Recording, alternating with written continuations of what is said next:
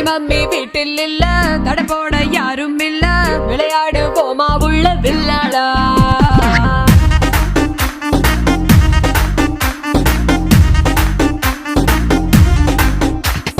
மைதானம் தேவையில்ல, அம்பயரும் தேவையில்ல, யாருக்கும் தோல்வி இல்ல வில்லாடா.